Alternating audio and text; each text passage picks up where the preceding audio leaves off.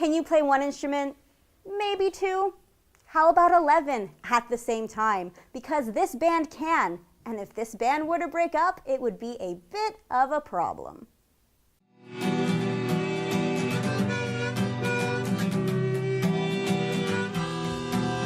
By taking his passions of music and art one step further, Paul David has taken the old tradition of a one-man band and has given it a modern makeover.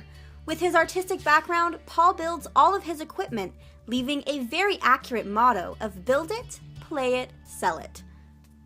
My background is in sort of singer-songwriter. I used to front a folk band out in Alberta, so for many years I was sort of dialed into that whole scene.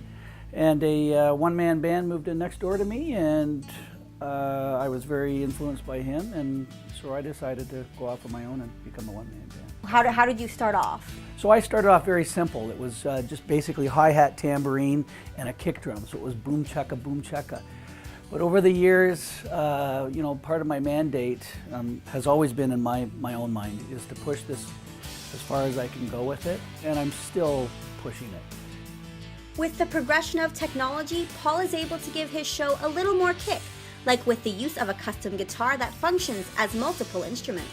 There's always technology that is evolving that I can incorporate into my shows. For instance, this guitar. This is a very unique guitar made by a company called Line 6, which gives me the ability to have this sound like a banjo, a sitar. I can have various tunings, open tunings.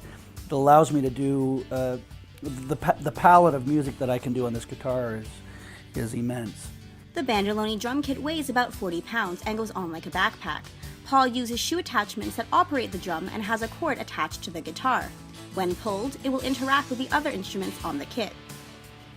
Are there any highlights that you can think of from your career? Highlights. There's been many. One in particular that really comes to mind is a deaf mute boy was watching my show with his parents at a fair, and I could see that they were describing to him what it was I was doing, and I stopped my show and I brought him over and I let him feel my drum as I was playing and feel my sound system, so that he got a really good idea of what it was that I was doing.